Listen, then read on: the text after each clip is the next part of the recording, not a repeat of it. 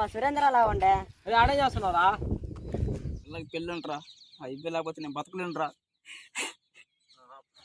అరే కిందకి రారా మామ, మాట్లాడుకుందాం. నువ్వు పోరా మామ పైకి.